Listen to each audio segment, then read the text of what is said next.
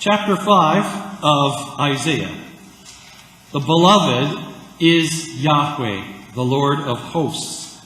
And the Isaiah is dreaming with a prophetic imagination, this imagery for Judah, the vineyard, not producing good grapes. And then it is explained to us that the beloved is the Lord of hosts and the vineyard is Judah. That's the southern kingdom. So last week and the weeks before, we were in Hosea and Elijah, and we're talking about the northern kingdom of Israel.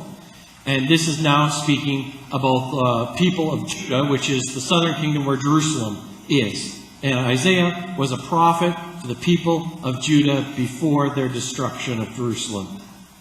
The refrain is that God expected one thing, but got another. Now in Saskatchewan, many of us know the risks of farming. But we all believe and know that if you plant wheat, wheat will grow. You plant wheat, wheat will grow. We don't know what the yield will be. We don't know how it'll turn out. We don't know if we'll get it off the field. But you know, you plant wheat, you get wheat. You plant barley, you get barley. Well, there's good grapes, cultivated grapes, beautiful grapes for food planted. But wild grapes grew. And you can hear the bewilderment of the beloved in this song. What more was there to do for my vineyard that I have not done for him? What more could I do for my vineyard that I have yet to do in it? The Lord of hosts says about the vineyard of Judah. The problem is Judah does not respond in kind to God's love. God showers love and love and love on the vineyard, tends to it.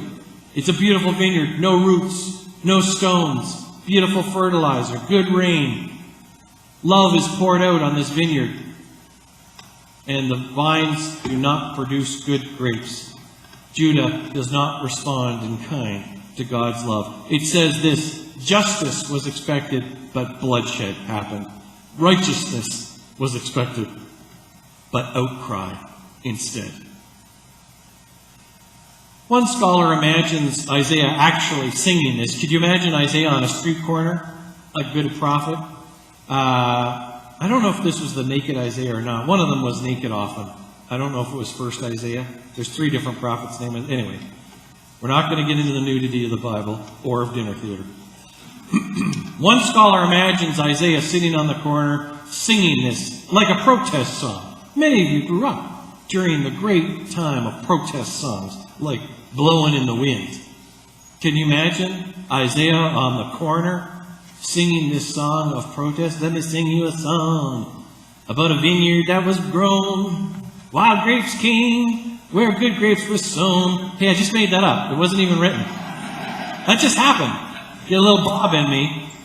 You know? Can you imagine this prophecy? Or what did they say, country music? 3 chords and the truth. Right? Sometimes in country music, you heard the truth about the world, especially Woody Guthrie's music. And you'd hear the truth about the world. Or in my childhood, there was a famous song from Australia, from Midnight Oil, called Beds Are Burning. And it was a stomper. And the chorus was, how can we sleep, how can we dance while the beds are burning? And the beds were the beds of the indigenous people, the Aborigine people of Australia. How can we dance while the beds are burning? And here's the thing, we all danced. It was such a compelling piece of rock and roll that it was a famous piece for the dance halls. We didn't call them dance halls, the clubs of my youth. And we would dance and dance to Midnight Oil, or just oils as they call them in Australia. But it always seemed strange to me that the chorus was, how can we dance while their beds are burning? It was a tough protest song. Imagine if this song was being sung on the corner in Israel, in Judah, in Jerusalem. This song about the beloved who planted a vineyard. So God decides to give up the vineyard, to knock its walls down and forsake it to the wild. It must have seemed in God's imagination, in God's heart, that with all the grace and blessing, it was only enabling the unrighteousness to happen. Well, I'll keep loving them. I'll keep giving them good lives. But gee, the more I do that, I just keep enabling their bad behavior. So God says in chapter 5, no more. Down will come the walls of the vineyard. I'm leaving it to its own devices and to the wild. By chapter 11, we have better news. After complete destruction, it says, a new shoot will spring forth. You know this passage from Christmas time, from Advent, right? The shoot shall spring forth from the stump of Jesse. It's a word of hope as the prophet imagines further what God's heart will do about the world. God will not leave the world forsaken, will not burn the vineyard down, will not leave it to the wild all alone, but eventually God will love it again, and a new shoot will spring forth. It's a word of hope. It says, a shoot from the stump of Jesse. That's King David's line. Jesse was his father. So, in this passage, Isaiah is imagining that from David's line in Jerusalem, another king will arise, a new shoot from the dead stump of Jesse. But it's not dependent on DNA. This passage doesn't say, because they're from David's line, this is why they'll succeed. But better yet, from God's blessings and God's gifts. The Spirit of the Lord will rest on him. The Spirit of the Lord will rest on this new shoot. It's not something they will do. It's something that God will do for them. And they will fear the Lord, and they wear the belt of righteousness around their waist. Now you know how we've always thought of this passage. The root, who's the shoot coming from the stump of Jesse? Whispers. I don't hear Christians speaking out loud. What? Who is it? We've always read this as an Advent piece or on Christmas Eve, believing the shoot from the stump of Jesse is Jesus. In fact, the gospel writers went to great pains to draw out the line of Jesus to right back to David, right back to King David, right? Jesus, the gospel writers say, definitely from the lineage of David. He's the new king. He's the shoot from Jesse's stump. It's been used by gospel writers in Christianity ever since to prove that the followers of Jesus, Christians, that Christianity supplanted or took over from Judaism, that Jesus was the fulfillment of the promises of the prophets. The gospel writers, some of them took great pains, especially Matthew, to always prove back and quote scripture from the Old Testament and say, see, this is just Jesus doing this because that's what was said about him in the Old Testament. See, Jesus doing this. You all grew up believing this, right? This was what we were taught. Jesus is the fulfillment of the Old Testament scripture. Well, in the 21st century, many Christian scholars understand that that is just rude, right? We don't believe we have to compete with religions anymore, and that one religion has to take over from the other, or one is better than the other. Buddhism came from Hinduism. Nobody in the Buddhist world says we're better than Hinduism, right? So just forget that Hinduism, right? Sikhism came from Islam and from Hinduism, and a mix of many of the religions of the time. Don't Sikhs that. But they're not saying, no, just we're the only one, we're the best one. Only Christians do that. We're like, the Jews got it wrong. It's all about Jesus, the Old Testament. And Jesus was the fulfillment of that. Now, I just want to say, Jesus definitely lived the dream of the prophets like no other human being ever before. But does that mean the Jews have gotten it wrong all this time? No. That's just plain old rude. So we've got to be careful when we talk about these texts. We also have to be careful because it's too easy to leave it up to Jesus. Well, if Jesus is the shoot to come from the stump of Jesse, then Jesus will do it, right? Jesus will cure all this problem. If Jesus was the fulfillment of the prophetic dream, if Jesus was the fulfillment of the prophetic imagination and God's hope for the world, some could ask the obvious question, so what? So what if Jesus was that? It hasn't happened. Well, that's harsh, isn't it? Whoever says Jesus and so what in the same phrase.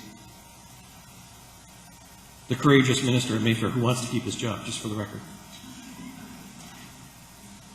You get what I mean? If Jesus isn't here, and folks, the vineyard is still overcome with weeds. The vineyard is still in a state of destruction.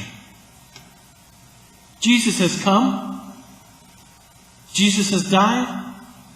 And it didn't get fixed. 2,000 years later, The vineyard, Isaiah could say the very same words. Could preach the very same song, sing it on the corners of Saskatoon, or Ottawa, or Regina, or Vancouver, wherever. Isaiah could still sing the song about a vineyard that's not produced what God hoped for. And yet Jesus came. This passage, this hope in chapter 11, is about God's plan for the human fabric. All of us, we are part of that plan. We are a shoot from the stump, the dead stump of Jesse. We are the shoot from the dead stump of Jesse. Jesus didn't look exactly like Isaiah or Daniel and Micah predicted. He was different. He came humble. Remember, he wasn't the warrior king of David's line that they thought, Zechariah thought was going to happen. He wasn't. So he wasn't exactly what they thought, but he was great. He was perfect. Still, the world didn't listen. The vineyard was planted again. And wild grapes. And so, we have to think to ourselves, where are we in this? When we say anything about Jesus, we should understand it's always about us as well, because we, as I say, are the hands of Christ in the world. We are Christ's heart in the world. We are Christ's activity in the world. We are Christ's dream in the world. When we say anything about Jesus, we should understand it to be about us, because we are a part of the continuance of God's promise. We are the shoot from the dead stump of Jesse. If it were not so, we should have stopped talking about Jesus centuries ago. If we are supposed to be part of it, why do we talk about Jesus at all? He's not going to fix it, folks, without us. God is not doing this by God's self. There is an invitation constantly in Scripture, like I said to the kids. So let's use our prophetic imagination, an imagination where we can imagine what the world should look like. How are we the shoot that grows from the dead stump? Have you ever thought of yourself that way? I love that image. How are we the shoot from the stump of Jesse? How can we envision a fundamental change in how the world is? And how can we enact that change? How are you the shoot from the dead stump of Jesse? Use your imagination, folks. It's coming on winter, and it's a good time for imagining. It's a good time for dreaming. I was fascinated by the text. It said that the one who comes, the shoot from the stump of Jesse, the breath of his lips shall destroy the wicked. It's a great line. The breath of his lips. I imagined actually, though, the breath of the lips of the one who comes from the stump of Jesse is actually the words spoken by this person. The words from the lips of this one will destroy the wicked. How does that happen? Have you ever thought that yourselves? Have you ever said to anybody, I'm not going to tolerate that because I'm a follower of Jesus and Jesus taught me better? Anybody ever say that to anybody? Ever? How about even to yourself? Nope. No, I'm not going to do that. I'm not putting up with that. Because, here's one, I'm not going to buy from Nestle products anymore. Oh, that's a good United Church. We boycotted them in the 70s. We're always on the Nestle in the United Church. They have a special placing in the United Church of Canada in our prophetic imagination. I'm not going to eat Nestle. I haven't eaten Nestle bars in 2 years. And I love Coffee Crisp and Kit Kat. I love them. They're my favorite bars. Everything I found out, everything I love about chocolate bars is from Nestle. Or San Pellegrino. That's made by Nestle. Sparkling, Oh, I love San Pellegrino. Nestle. Had to give it up. Why? Because Nestle is stealing water from the world. And it's not paying for it. And it's destroying aquifers. And it's destroying watersheds. And it's not being held accountable, even in Ontario. So I'm like, that's it, Nestle, I'm done with you. And then they know I'm not buying their product. They can feel it. You got to imagine that in your prophetic imagination, that you not drinking San Pellegrino is going to hurt them. 1 person, 10 people, Why is that? Because I'm a follower of Jesus. And I care about the environment because Jesus did. And because it's part of God's great dream for us to share it equally and not destroy it. You ever done that? You ever said that? I will not tolerate this. I'm a follower of Jesus. I am a shoot from the dead stump of Jesse. And this ends today. This ends today. Have you ever thought that the breath and words from your lips could destroy the wicked and hold them accountable and stop them in their place? I encourage you to imagine that this day. How do our words and actions disable the wicked and the powerful? We love leaving it to others. Oh, Mother Teresa, thank goodness. Gandhi, thank goodness. Martin Luther King Jr., prophet in our own time. We love believing somehow others will do it or Jesus will set it right eventually. Yeah, maybe not in our lifetime, but the world will get itself straightened out. How Jesus will set it right, friends, is when we truly take his words and actions seriously. When we hear them and witness to them as a call to action. A call to action for us. Grow, little shoot, grow. Break through the death of that stump and unfurl into a world of need. Grow, little shoot, grow. The time is now. Your life, your love is needed, it's necessary, and it is required. Grow, little shoot, grow. Amen.